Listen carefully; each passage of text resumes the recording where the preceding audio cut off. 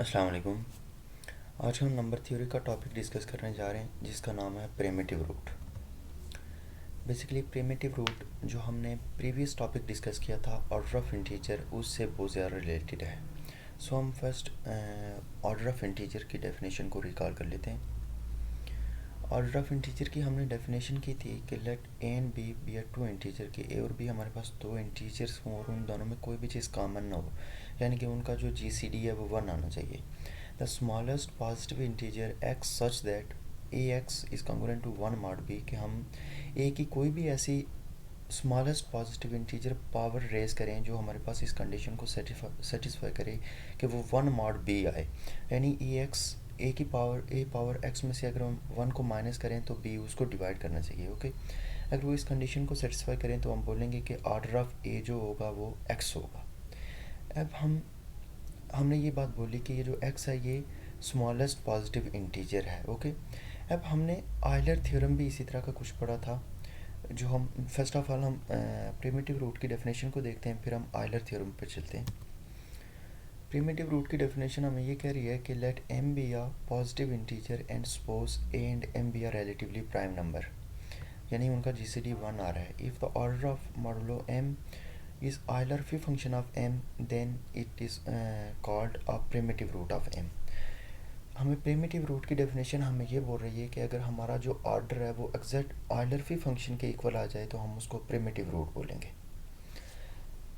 हमने ये जो इस डेफिनेशन में बोला कि ये जो x है ये कोई भी एक स्मॉलेस्ट पॉजिटिव इंटीजर हो सकता है, ठीक है। लेकिन प्रिमिटिव रूट में इसमें एक एडिशनल कंडीशन ऐड कर दी गई कि अगर ये x एग्जैक्ट इस नंबर के इक्वल आ जाए कि जो हम मॉडुलो यूज़ कर रहे हैं उसके ऑयलर फ्री फंक्शन के इक्वल आ जाए तो हम इसी को हम प्रिमिटिव रूट बोलेंगे।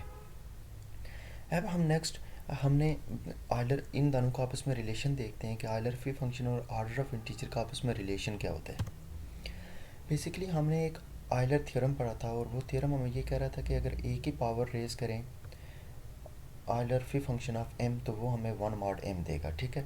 और ऑर्डर ऑफ इंटीजर हमने ये डेफिनेशन की थी कि अगर हम a की कोई ऐसी smallest positive integer power raise करें जो 1 मॉड m दे तो हम इसको ऑर्डर बोलेंगे, ये x इस a का ऑर्डर होगा, ठीक।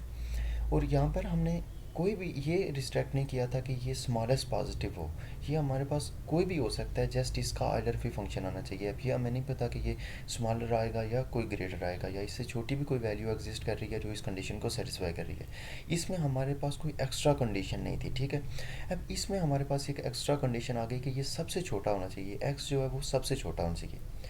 अब देखें, एक कॉमन सेंस की बात है कि ये भी तो एक केस बन सकता है कि ये और ये इक्वल आ जाएं, मीन के या तो ये छोटा आ जाए या ये छोटा भी तो आ सकता है ना इससे, ये एक्स से छोटा भी तो आ सकता है, और ये भी हम कह सकते हैं कि ये इसके इक्वल आ सकता है। ओके, अब हम इनका आपस में रिलेशन देखते हैं कि क्या ये इससे छोटा भी आ सकता है, ऑयलर फ्री फंक्शन एक्स से छोटा भी आ सकता है। तो हमने इसका रिलेशन देखा कि ये पॉसिबल ही तब होगा जब x, ये x बेसिकली हमारे पास ऑर्डर ऑफ इंटीजर है, order of integer Euler phi function को डिवाइड कर रहा है। अब ये डेफिनेशन ये जो हमें बता रही है डिविजिबिलिटी, अगर इस पर हम अप्लाई करें डिविजिबिलिटी की डेफिनेशन तो ये हमें बता रही है कि ऑयलर फ्री फंक्शन कभी भी x से छोटा नहीं आ सकता। ऑयलर फ्री फंक्शन के पास दो ही पॉसिबिलिटीज़ हैं, अगर ये ऑर्डर ऑफ इंटीजर बनना चाह रहा है तो ये इसके इक्वल हो जाए, ओके। और अगर ऑर्डर ऑफ इंटीजर नहीं है तो ये फिर भी इससे बड़ा होगा ताकि x इसको डिवाइड करे। अगर x ने इसे डिवाइड करना है तो इसके पास दो ही पॉसिबिलिटीज़ हैं, या तो ये x के इक्वल हो जाए, ये जो मैंने लिखा है कि we can say that order of integer is less than और equal to Euler phi function, कि या तो ये ऑर्डर ऑफ इंटीजर के इक्वल आ जाए तो ये एग्जैक्ट ऑर्डर ऑफ इंटीजर ही बन जाएगा, और अगर ऑर्डर ऑफ इंटीजर नहीं बन रहा तो ये उससे बड़ा रहेगा, ठीक है। क्योंकि अगर ये इससे छोटा हो गया तो फिर ये ऑर्डर ऑफ इंटीजर बन जाएगा, और ये कंडीशन यहाँ पर हमें कॉन्ट्रडिक्शन को लीड कर रही है कि ये इससे छोटा हो ही नहीं सकता, ओके। अब यही डेफिनेशन हमने पीछे की, हमने जस्ट प्रिमिटिव रूट में इस कंडीशन को हमने स्टडी किया कि हमने ये लेस देन को नहीं कंसिडर करना, हमने इस कंडीशन को सेटिस्फाई किया कि ऑर्डर ऑफ ए जब exact order free function equal हो जाता है तो हमने इसको एक स्पेशल नाम दे दिया जिसको हमने प्रिमिटिव रूट बोल दिया। ओके, अब हम इसकी कुछ एग्जांपल करते हैं। अच्छा, अब हमने एक और चीज़ देखनी है कि अगर कोई नंबर है उसका प्रिमिटिव रूट एग्जिस्ट करता है तो वो कितने प्रिमिटिव रूट एग्जिस्ट करेंगे उसके, how many number of primitive root exist. Okay, तो इसके लिए हमने देखना है कि suppose that m has a primitive root, then m has exactly phi of m primitive root, incongruent primitive root. Okay, कि हमारे पास जो प्रिमिटिव रूट होंगे वो Euler phi function of m और उसका अगेन आइलर फी फंक्शन लेंगे तो उतने हमारे पास प्रिमिटिव रूट एग्जिस्ट करेंगे। ओके, एग्जांपल करते हैं इसकी। एग्जांपल हमें ये बोल रही है कि अगर हमारे पास क्या टू और फाइव, टू प्रिमिटिव रूट है फाइव का, तो सबसे पहली कंडीशन हमने ये देखनी है कि टू और फाइव आपस में रिलेटिवली प्राइम हैं या नहीं। तो हमने देखा कि टू और फाइव का जीसीडी वन आ रहा है, दैट्स वाई ये आपस में रिलेटिवली प्राइम है। अब हमने आइलर फी फंक्शन फाइंड किया फाइव का, तो वो हमारे पास फोर आया, क्योंकि आइलर फी फंक्शन किसी भी प्राइम नंबर का उससे एक नंबर कम होता है। वो तमाम नंबर होते हैं जो उससे एक नंबर कम, मीन के प्राइम नंबर ऐसे नंबर होते हैं कि अपने उस नंबर को छोड़कर बाकी तमाम नंबर के साथ वो रिलेटिवली प्राइम होते हैं। आइलर फी फंक्शन बेसिकली हमें बताता है, काउंट बताता है उन नंबर्स का जो उस नंबर से पीछे नंबर होते हैं और वो उसके साथ रिलेटिवली प्राइम हो। मीन कि यहाँ पर हमसे पूछा गया कि पाँच से पीछे कितने ऐसे नंबर हैं जो पाँच के साथ रिलेटिवली प्राइम है। तो बेसिकली फाइव एक प्राइम नंबर था, सो हम कह सकते हैं कि फोर ऐसे नंबर पड़े हुए हैं फाइव से पीछे जो कि फाइव के साथ रिलेटिवली प्राइम है। अब प्रीवियस स्लाइड में हमने क्या कहा कि इसके कितने रिलेटिवली प्राइम, इसके कितने प्रिमिटिव रूट एग्जिस्ट करेंगे, तो वो हम यहाँ से देख सकते हैं। वो हमें इस तरह से पता चल सकता है कि अगर हमने देखा, अगर हम ये हमने फार्मूला ये पढ़ा था कि आइलर, इसका अगेन हमने फिर आइलर फी फंक्शन फाइंड करना है, मीन कि हमने फोर का again Euler phi function find करना है। ओके, तो अगर फोर का आइलर फी फंक्शन हम फाइंड करें तो ये हमारे पास बेसिकली टू स्क्वायर लिखा हुआ है, और टू स्क्वायर को हम लिख सकते हैं, टू स्क्वायर को हम लिख सकते हैं two square minus two square minus two, two square minus two, तो ये हमारे पास आ जाएगा four minus two is, four minus two is two आ जाएगा। ठीक है, हम कह सकते हैं कि फाइव के दो प्रिमिटिव रूट एग्जिस्ट करते हैं। अब हमने देखा कि वो कौन कौन से रूट एग्जिस्ट करते हैं, देख लेट्स सपोज हम टू को चेक कर लेते हैं। ठीक है, अब हम नेक्स्ट और भी थ्योरम पढ़ेंगे कि इसमें मज़ीद किस तरह मॉडिफिकेशन कर सकते हैं। ये फाइव तो एक छोटा नंबर था जिसको हमने इजीली चेक किया कि इसके टू प्रिमिटिव रूट हैं, और हम उसको इजीली चेक भी कर सकते हैं। इस तरह अगर 1000 या 100 दिया हो तो हम उसके किस तरह चेक करेंगे, ये हम नेक्स्ट इंशाल्लाह लेक्चर में इसको भी डिस्कस करेंगे, जो कि बहुत ही इजी दो तीन प्रूफ हम करेंगे जिससे हम इजीली इसको गैस कर सकते हैं कि उसके कितने प्रिमिटिव रूट एग्जिस्ट करते हैं और वो कौन कौन से प्रिमिटिव रूट होंगे। ओके, अब हम टू को चेक करते हैं कि क्या टू उसका प्रिमिटिव रूट है।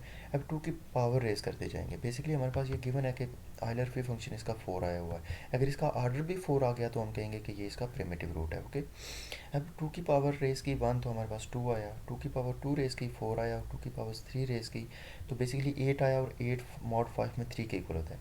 अब टू की पावर जैसे ही हमने फोर रेस की तो हमारे पास सिक्सटीन आया, और सिक्सटीन मॉड फाइव में वन के इक्वल होता है। तो हमने देखा कि फोर सबसे छोटी वैल्यू है जो हमने रेस की, और ये वन मॉड फाइव आ गया। सो हम कह सकते हैं कि order of integer is equal to Euler phi function of five. So हमने कह दिया कि ये जो टू है ये प्रिमिटिव रूट है फाइव का। ओके, एक और एग्जांपल करते हैं। अब हमने बेसिकली ये देखा था कि इसके दो प्रिमिटिव रूट हैं, फाइव के दो प्रिमिटिव रूट हैं, तो वो तो फोर तो हो नहीं सकता। अब हमने थ्री को चेक करना है। थ्री को हमने चेक किया तो थ्री की पावर, थ्री और फाइव आपस में रिलेटिवली प्राइम है, और आइलर फी फंक्शन हमने पहले से फाइव का कैलकुलेट किया हुआ कि फोर ऐसे नंबर हैं जो फाइव से पीछे हैं और इसके साथ रिलेटिवली प्राइम है। ओके, अब हमने इसकी पावर रेज करना शुरू की, वन किया तो थ्री आया, टू किया नाइन आया तो नाइन मॉड फाइव में फोर के इक्वल होता है, थ्री किया तो 27 आया जो मॉड फाइव में फाइव टू के इक्वल होता है, और थ्री की पावर फोर हमने रेस की तो ये 81 आया जो मॉड फाइव में वन के इक्वल होता है। हमने देखा कि यहाँ पर भी हमें जो ऑर्डर मिल रहा है वो फोर ही मिल रहा है, क्योंकि फोर से छोटी कोई भी ऐसी वैल्यू नहीं थी जो हमने रेस की और वन मॉड फाइव होता। फोर ही एग्जैक्ट वो वैल्यू थी जो हमने रेस की और ये वन मॉड फाइव आया। दैट्स वाई हम ये कह सकते हैं कि जो आइलर फी फंक्शन है वो इक्वल आ रहा है हमारे पास ऑर्डर ऑफ इंटीजर के। सो हमने by definition of primitive root हम कह सकते हैं कि 3 is a primitive root of 5। अब हम कुछ इस तरह की एग्जांपल भी करते हैं जो कि प्रिमिटिव रूट एग्जिस्ट नहीं करता जिनका। लेट्स सपोज हमने 8 का देखना है कि 8 हैज़ नो प्रिमिटिव रूट। अब हमने इसका देखना है कि इसका प्रिमिटिव रूट एग्जिस्ट क्यों नहीं कर रहा। ओके, अब सबसे पहले तो आइलर फंक्शन ऑफ 8 फाइंड करते हैं ना। तो 8 का आइलर फंक्शन अगर हम फाइंड करें तो इसको हम लिखेंगे 2 पावर क्यूब। 8 को हम 2 पावर क्यूब भी लिख सकते हैं। ओके, अब आइलर फंक्शन का ये फार्मूला है कि अगर हमारे पास ये नंबर लिखा हुआ है, ये प्रोडक्ट पावर ऑफ प्राइम्स में लिखा हुआ तो हम इसको लिख सकते हैं, आइलर फंक्शन को लिख सकते हैं कि p n minus p n minus one. Okay, minus p n minus one, ये हमारे पास आइलर फंक्शन का फार्मूला होता है। अगर हमारे पास कोई भी पावर कोई भी नंबर प्रोडक्ट ऑफ प्राइम में लिखा हो, मतलब कि ये अगर लिखा हो पी एन में लिखा हो और पी हमारे पास बेसिकली एक प्राइम था। ओके, ये मैंने जनरल फार्मूला लिख लिया। ओके जी, अब हमने ये देखा कि ये बेसिकली 2 प्राइम था, हमने 8 को पावर ऑफ प्राइम्स में लिख लिया। मैं इनके 2 एक प्राइम था और 2 की पावर 3 लिख लिया तो ये 8 आ गया। ओके, अब हम 3 को इस फार्मूले में डाला, n बेसिकली हमारे पास 3 था, 2 पावर 3 माइनस 2 पावर 2, ये फार्मूला अप्लाई किया तो हमारे पास 8 माइनस 4 हमारे पास 4 आ गया, जो कि हमारे पास 8 का प्रिमिटिव रूट है। कि 8 से पहले 4 ऐसे नंबर हैं जो एक्सक्यूज़ मी, 8 से पहले 4 ऐसे नंबर हैं जो 8 के साथ प्रिमिटिव प्राइम है। वो हम कैलकुलेट भी कर सकते हैं कि 1 है, 3 है, 5 है और 7 है। ठीक है, 1 3 5 और 5 एंड 7। ओके, ये 4 नंबर ऐसे हैं जो कि इसके साथ रिलेटिवली प्राइम है 8 के साथ। ये बेसिकली हमें आइलर फंक्शन यही काउंट बताता है कि ये इस नंबर से पीछे कितने ऐसे नंबर हैं जो इसके साथ रिलेटिवली प्राइम है। तो हमने बोला कि वो 4 नंबर ऐसे हैं जो इसके साथ रिलेटिवली प्राइम है, जो हमने ये लिख लिए। ओके, अब हम चेक करते हैं कि क्या 1 तो नहीं चेक करेंगे हम, बाकी जो रिमेनिंग नंबर हैं वो चेक करेंगे। ओके, अगर 3 से स्टार्ट करें तो बेसिकली ऑर्डर इसका क्या आया 4। तो यहाँ पर हमें पहली वैल्यू ही 2 मिल गई कि 3 की पावर जैसे ही हमने 2 रेज़ की तो ये 1 मॉड 8 आ गया। मतलब कि ये 3 का ऑर्डर क्या आ रहा है 2, इसका ऑर्डर क्या आ रहा है 2, इसका ऑर्डर आ गया 2। अब नेक्स्ट हमने चेक किया 5 की पावर 2 रेज़ करने से 25 आ रहा है और ये भी 1 मॉड, ये इसका ऑर्डर भी हमारे पास 2 आ गया। और 7 to 49 आ गया और इसका ऑर्डर भी हमारे पास 2 आ गया। अब देखें हमने क्या बोला था कि ऑर्डर की डेफिनेशन पे अगर हम गौर करें तो वो हमने बोला था कि वो सबसे छोटी वैल्यू जो हम किसी ए पे रेस करें और वो 1 मॉड बी आ जाए। तो ये 4 तो दूर की बात, हमें इससे पहले ही कोई ऐसी पावर मिल गई जो हमने इस पे रेस की और ये हमारे पास ये 1 मॉड 8 आ गया। तो हम 4 को तो फिर इंक्लूड नहीं ना करेंगे कि ये इसका ऑर्डर हुआ। दैट्स वाई हम ये कह सकते हैं कि जो हमारे पास ऑर्डर है वो इक्वल नहीं आया हमारे पास primitive root of 8 prime Euler function of 8 की। ये हमने वर्डिंग में लिख दिया कि हमारे पास जो 3 5 और 7 ऑर्डर ऑफ 3 5 और 7 है वो बेसिकली इक्वल नहीं आया हमारे पास आइलर फंक्शन ऑफ 8 के। दैट्स वाई हम ये कह सकते हैं कि जो 8 है वो उसका कोई भी प्रिमिटिव रूट नहीं है। ये इन 1 3 5 7 में कोई भी ऐसा नंबर नहीं है जो प्रिमिटिव रूट हो 8 का। ओके, इसलिए हमने ये कह दिया कि ये इसका 8 हैज़ नो प्रिमिटिव रूट। तो इस तरह हम और भी कैलकुलेट कर सकते हैं कि किसके प्रिमिटिव रूट्स हैं, किसके प्रिमिटिव रूट नहीं हैं, और उसकी फर्दर सिंप्लीफिकेशन हम कर सकते हैं। हम नेक्स्ट लेक्चर में इंशाल्लाह इसके सम और थ्योरम्स भी डिस्कस करेंगे, जिससे हम ये तो आज की एग्जांपल में हमने जस्ट छोटे छोटे नंबर लिए कि हम 8 के प्रिमिटिव रूट 9 के 8 के प्रिमिटिव रूट 5 के प्रिमिटिव रूट हमने डिस्कस किए। तो अगर हमें इसी तरह बहुत ज़्यादा पावर्स के प्राइम्स या बहुत ज़्यादा बड़े नंबर्स के प्राइम्स प्रिमिटिव रूट्स हमसे पूछे जाएँ तो हम उनको किस तरह कैलकुलेट करते हैं, ये हम आने वाले लेक्चर में डिस्कस करेंगे। अच्छा, एक और यहाँ पर जो इम्पोर्टेंट चीज़ है कि ये जो मैंने पूछा कि 3 और 5 के प्रिमिटिव रूट, तो ये क्वेश्चन इस तरह भी पूछा जा सकता है कि find the primitive root of 5, find primitive root of 5। अब 5 के प्रिमिटिव रूट हमने कौन से फाइंड करना है, तो by definition of primitive root हमने बोला था कि ए और एम जो है वो आपस में रिलेटिवली प्राइम आने चाहिए। ओके, ए और एम आपस में रिलेटिवली प्राइम आने चाहिए। तो एम तो हमें यहाँ पर 1 दिया गया है, फाइंड हमने ए करना है, तो हम देखेंगे कि वो कौन से नंबर हैं जो 5 के साथ प्राइम है, तो हमने देखा कि वो नंबर हैं 2, 3, मीन के सारे ही नंबर 5 से पीछे इससे प्राइम है, ठीक है। 3, 5, नहीं 3, 4, 3, 4 और 2, 3, 4, ये ऐसे नंबर हैं जो इसके साथ रिलेटिवली प्राइम है। ओके, ये सबसे पहले हमने ये कंडीशन चेक की कि इसके साथ कौन से नंबर रिलेटिवली प्राइम है। फिर हमने चेक किया कि इस ये नहीं, सबसे पहले हमने ये चेक किया कि इसके साथ कौन से नंबर 5 से छोटे कौन से ऐसे नंबर हैं जो 5 के साथ रिलेटिवली प्राइम है। ओके, फिर अब हमने चेक करना है कि इनमें से कौन से नंबर ऐसे हैं जो इसके साथ प्रिमिटिव रूट है, ठीक है। कि 2 इसका प्रिमिटिव रूट ऑफ 5 है, या 3 प्रिमिटिव रूट ऑफ 5 है, या 4 प्रिमिटिव रूट है, ये बात की बात है। पहले हमारा क्वेश्चन इस तरह से भी पूछा सकता है कि find the primitive root of 5। तो हमने देखना है कि 5 से पीछे कौन से ऐसे नंबर हैं जो इसके साथ प्रिमिटिव रूट है, उनकी लिस्ट बनानी है, ठीक।